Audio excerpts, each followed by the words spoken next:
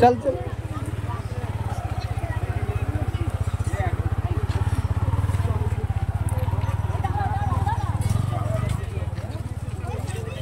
শফিকদের ওখানে অডিশন আছে, দেখতে পাচ্ছি এখানে যতটাই বাচ্চা গানা আছে সবাই কিন্তু অডিশনের জন্য নাম দিয়েছে।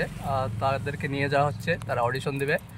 আর এখানে আমাদের তো ড্রাইভার সাহেবের ওখানে মধ্যে আত্মীয় আছে, ও সব চিনে জানা, তো ওকে নিয়ে যাচ্ছি। তো ড্রাইভার সাহেব কতটা টাইম লাগবে যেতে?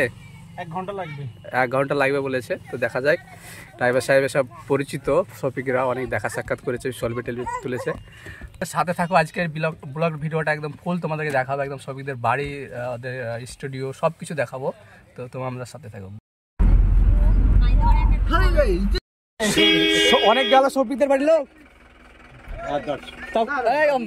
আর আমরা রেগুলার আসছি তো। ওসব হবে না দাদা, এখানে আমরা যাই আছো এখানে হবে না, এখানে একটা। আরে কি মানছে না গো, কোনো কথা নাই, একটাই রেট।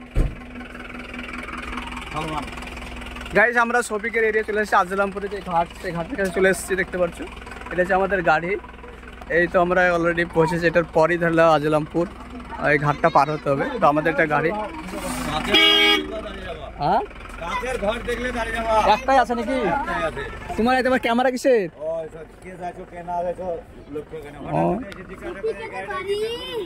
আচ্ছা,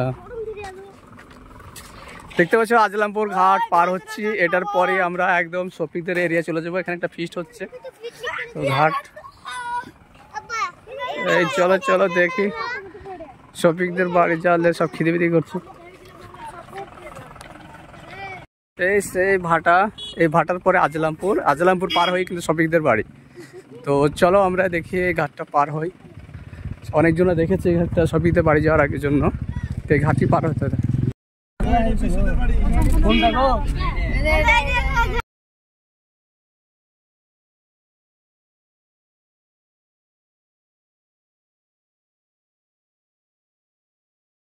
গাড়ি অলরেডি নেমে গেছে শফিকদের এখানে, দেখতে পাচ্ছ প্রচুর গাড়ি, প্রচুর লোকজন এখানে দেখতে পাচ্ছ অলরেডি। এই দেখতে পাচ্ছ এখানে শফিকদের